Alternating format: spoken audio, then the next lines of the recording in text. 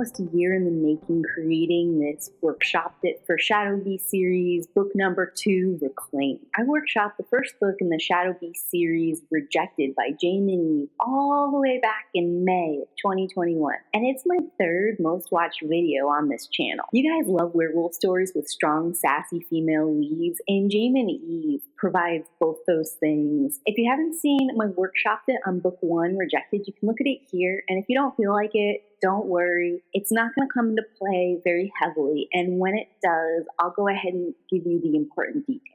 Let's get started by checking out Reclaim Summer. They all made a terrible mistake, one they will pay for. For the past 10 years, I've been a victim to my pack, a victim to my true mate who rejected me in the most brutal of ways, and a victim to the Shadow Beast who used me for his own gains. Or did he? The Beast of Mystery never reveals his whole hand, but one thing is for sure. In my time with him, I've changed.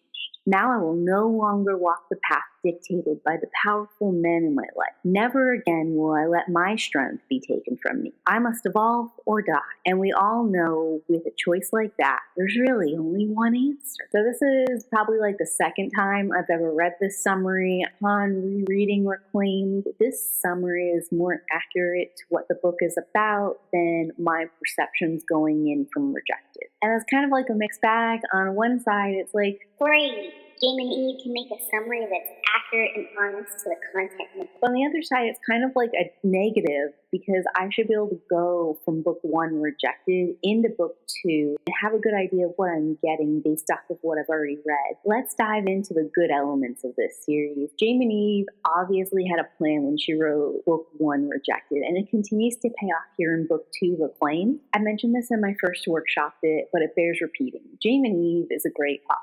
She obviously had a plan for the Shadow Beast series. You can see it in the groundwork in book 1, Rejected, and it continues paying off and setting up more little notes here in book 2, Reclaim. There's all these little pieces that hint at larger plot elements down the road, and this is really satisfying for a reader because sometimes you get all these little details in a narrative, and as a reader you're wondering, is this going to pay off?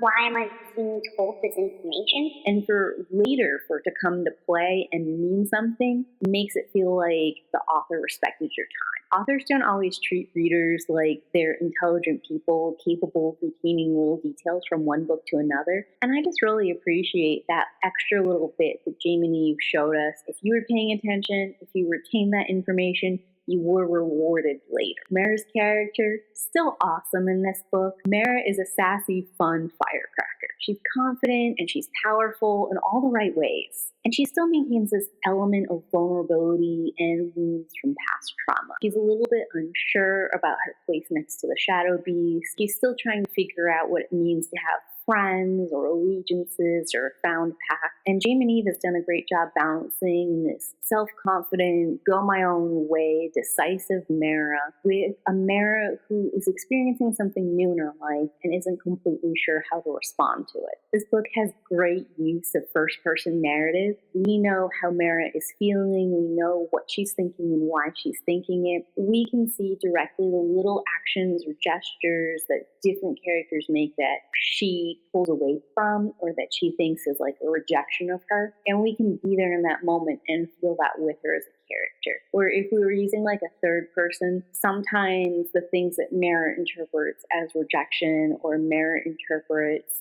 as someone not caring about her or someone dumping her or whatever is not how I or another reader would interpret it. So getting that like right in the moment there riding with Mera really helps in this particular story. I also like the 1st person narrative with Mera because we don't get any of Shadow Beast's thoughts or feelings. To make this 2nd book work, we really need to maintain the mystery of the Shadow Beast for a little bit longer. If he's too easy to read or if he's too clear with what he wants and why he wants it, the whole will they, won't they tension of whether or not the Shadow Beast is going to choose Mera or the Shadow Beast is going to choose his true mate, it would completely dissolve. And that moves me into keeping interest in the Mera-Shadow Beast relationship. This book excels in that. They do a great job paralleling Mera's pack experience with the Shadow Beast experience in his own realm. We can see that Mera's been treated badly in her pack, how she's been ignored, overlooked, or disrespected. And when we get into the Shadow Beast Shadow Realm and his history, we can see that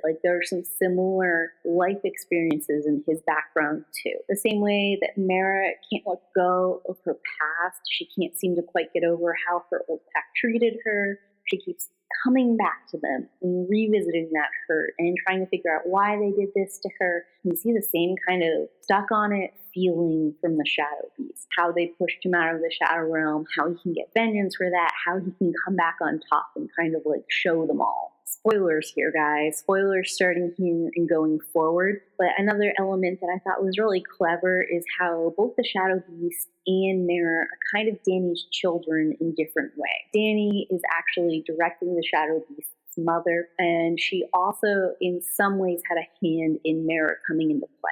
Obviously not biologically, but they're both from the Nexus, and she plucked Mera from the Nexus, put her into a shifter body so that she could eventually help Shadow come back to the Shadow Realm. Even though this book plays out the will they, won't they a little bit too long, it falls into the trope where if Mera and the Shadow Beast just had one open conversation, they could be on the same page and they'd know where the relationship was going. It still manages to be steamy and have a lot of chemistry and fun interaction. I think that is actually helped by the will they, won't they element instead of the will they, won't they detract. The Chosen One trope is still working for me in this book. Reclaimed is pretty much the book where Mera figures out her origins, who she is, and what she's meant to do in this world. And I think it goes on just long enough. If Jaymin and Eve had tried to play out the Chosen One trope all the way into the third book to keep the mystery going, the payoff would no longer have been worthwhile. She would have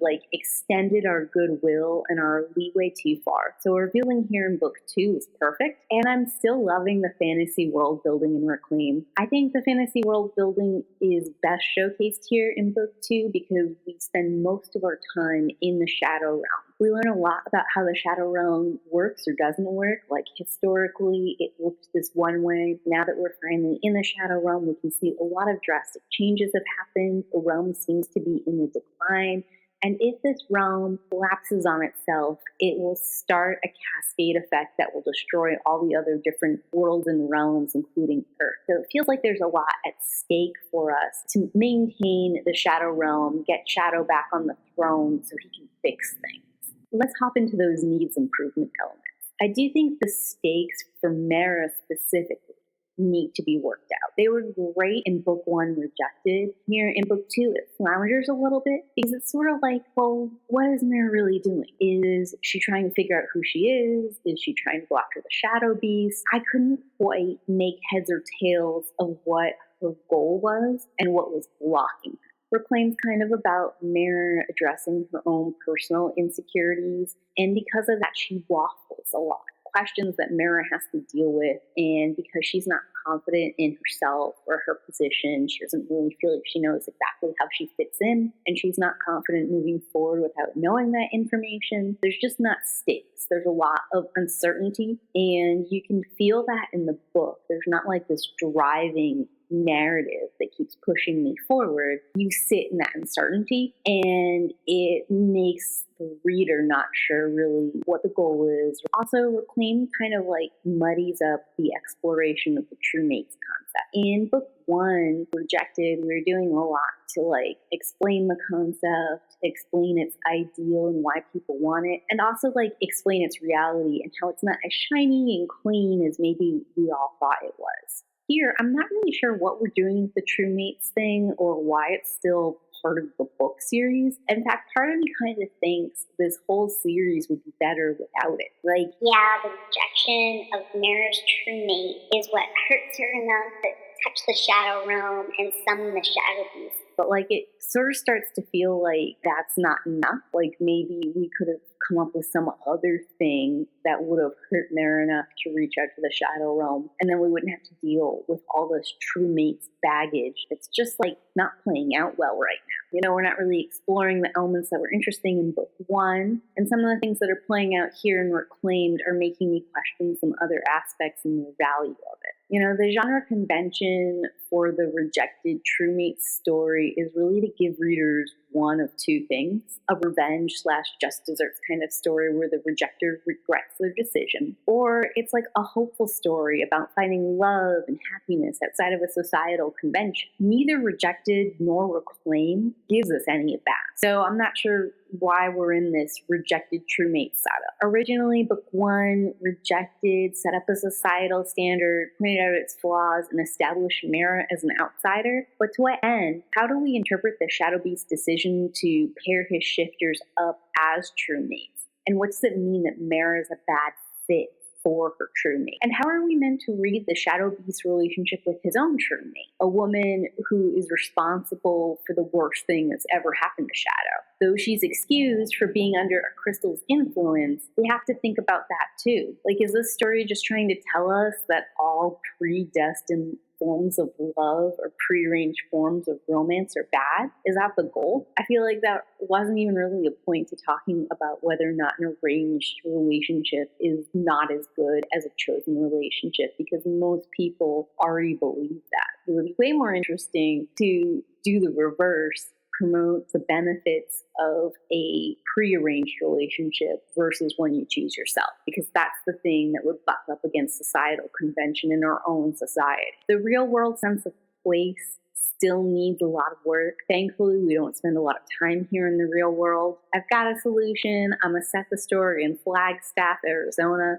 Lastly, the secondary characters continue to suck and Reclaim. Last workshop we talked about the Shadow Beast friends. I originally proposed that I would have somebody else help me workshop those characters and make them more believable. Since then, I've thought about it, and the Shadow Beast is so grouchy. He's so much like Beast from Beauty and the Beast, and that dude doesn't have any friends for a good reason. So, nah, Shadow Beast doesn't get friends. Unless we change his character, we're not doing all that. Kicked all the Shadow Beast friends out of this story. Simone, Mera's best friend, needs a stronger presence. We're going to build that up for her. We're going to give her a job and a way to level up with Mera. Obviously, she's not going to be able to go with the same accelerated pace, but we're going to at least make her continue to be relevant and helpful throughout the rest of the story. Angel, Mera's other friend, had a decent setup in Rejected, but here in Reclaim, we start to see her go a bit off the rails. It's hard to explain, but she feels kind of like wooden and forced. Like there's a lot of girlfriend, girl power, high five, you're really close to me kind of moments. And we never really see the two of them build that kind of closeness. Like, I can buy that Angel has a certain level of loyalty and care inherent to Mera just because this is the first person that's reached out to her and connected with her on any kind of level since her family died in like some wars a while ago. But I am going to need to see Mera reach out and respond a little bit more. I'm going to need to see both sides of this relationship and get a little of that build visually happening in the story, or I'm going to have a real hard time buying it. There's no room in this story right now for Mera and Angel to have a real relationship because Mera's first thoughts are always with Shadow and the Shadow Beast. What does he think?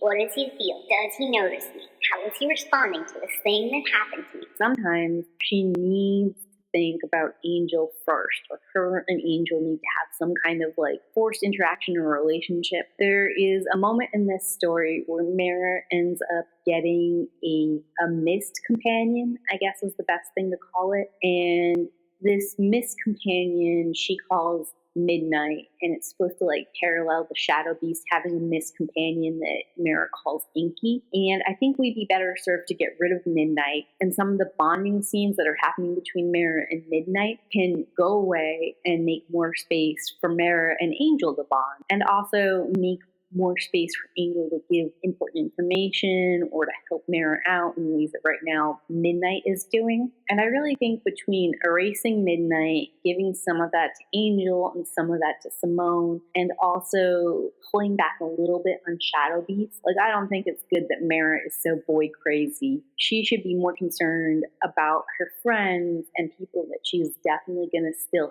have at the end of this journey. Because part of the angst going on in Reclaim is that Mera thinks she's going to have to say goodbye to Shadow at the end of this. And if that's the case, then she should be investing and building relationships that will help fulfill her and keep her happy, even if Shadow doesn't continue to be part of her life. Like, yeah, she has to seize the moment and enjoy time with Shadow while she has it, but she also has to be focusing on some of those other bigger relationships and creating a better foundation. Last workshop that I said I was deleting Jackson, and I meant it. Dude is toxic. Don't want to deal with it. So quick where we left off in workshop it number 1.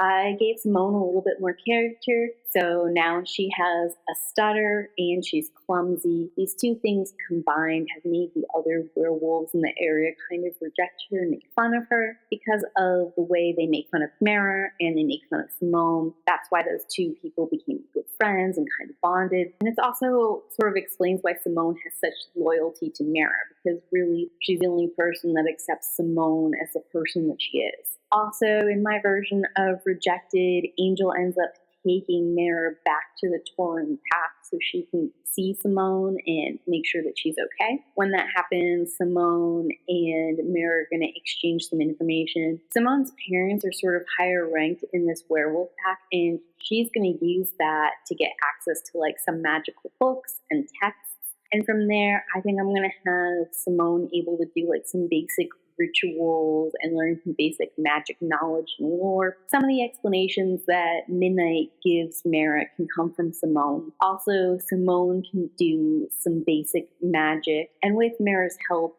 because Mera has that special shadow energy, the two of them are going to be able to create things or do certain kinds of defensive or offensive spell work together. And I think that's going to be like a great balance and a great way that Simone can continue to contribute moving forward in the story where Mera has a destiny and a higher level of power. I decided in the first workshop that I wasn't going to have Mera's true mate be the future alpha of the pack, and I'm sticking by that. I think the reason that they end up kidnapping Mera at the end of book 1 / why her rejected true mate now wants her back is because Shadow killed the actual alpha of the Tauren pack. And since Mera's been gone, there's been a power vacuum. No one can quite take control of the Tauren pack over. But her potential rejected mate has the possibility to be the new alpha, and he needs the extra strength and support that he would get from having a true mate, like solidify his power base. And that's why he wants Mera back, why he's sort of like treating her good now and being sweet to her and basically trying to make up.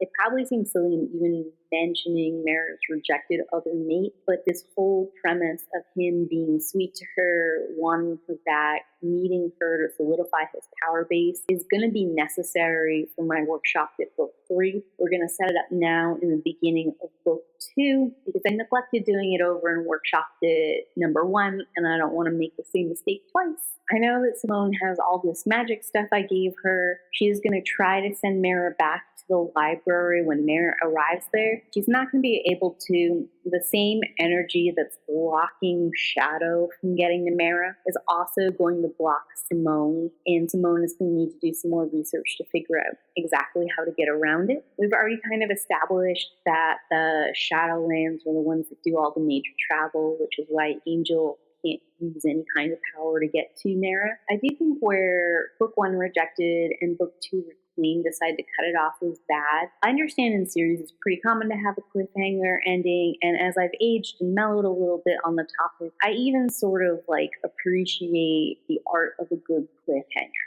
The problem for me is that where this cliffhanger happens, there's like no resolution at all in Mera's story. There's kind of a resolution right before she gets kidnapped.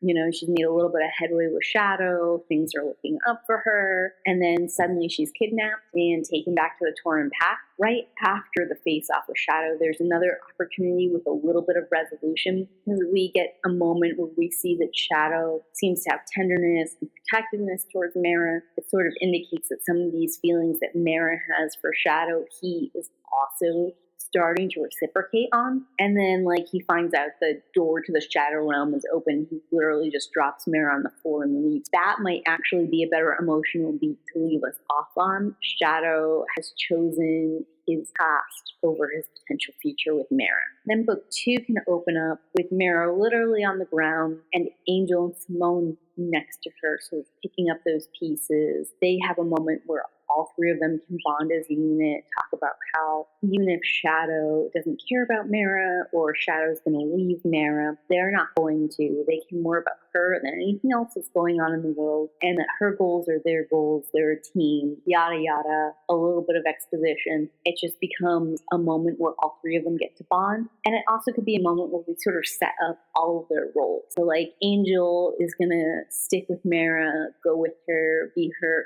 physical protection and sort of train Mera, because she is more than a wolf shifter and she should have more powers than that. And as Mera develops those, Angel's going to be the one who's able to help her channel them and grow. Meanwhile, Simone is going to tackle the magic, esoteric, arcane side. We know that when Mera is highly emotional, she can reach out to the shadow realm and touch it, but she should be able to do that when she's not feeling those emotions. And Simone's going to do some research about how she can do that, and she can sort of like come in and out with like a couple exercises for Mera to try. And we can start to see Mera getting a hold of these powers. When they cross over to the shadow realm, I'm going to have Angel go with Mera, and I'm going to have Simone stay at the library and research. There's going to be some way the 2 of them communicate, like a mirror or something, and between that, she'll be able to continually check up on Simone and make sure things are okay with her, and Simone will be able to give her we'll be able to feed her some more of that exposition information that Midnight was giving Mera. And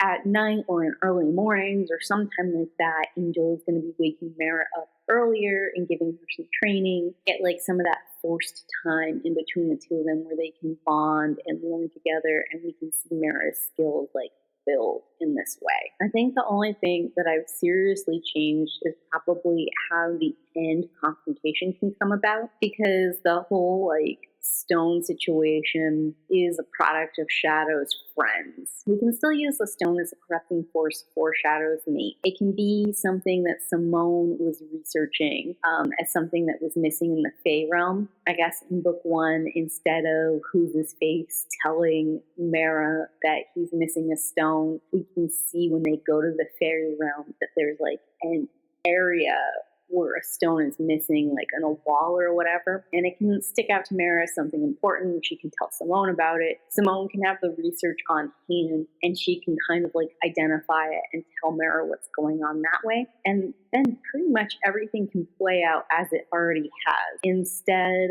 of Shadow's friends kind of taking the fall and being distractions. Angel and Mera, and possibly some kind of ritual that Simone has come up with, can create the distracting force that lets Danny swoop in and eat the crystal. Danny can still be hurt or whatever, and from that she can send Mera all the way back to Torma Path with no memory. And then we're pretty much where we need to be. So that's what I'm going to change with Shadow Beast book number 2, Reclaimed by Jaymin. I had a really fun time writing this workshop, rereading the book, getting it all put together. And I've actually got a little bit of a reading vlog that I'm going to release to go with this, just to give like a better idea about the process I do to make these come to life. If you guys are ever curious about how I make these workshop bits, why they take so long, what goes into them, you can check that out here. It also has a couple extra thoughts about the book in general, or about character work, and it gives you like some real-time thinking and processing reactions. If you're looking for more werewolf reads, I'd go ahead and check out the Kindle Unlimited werewolf reads here. And if you're just looking for some paranormal fantasy sort of stories, I've got a playlist for that here. Did you like this final pitch? Do you like the original book as is? Do you like the changes I made? Tell me all about it in those comments down below. I want to thank you guys for watching, and as always, keep reading. Bye!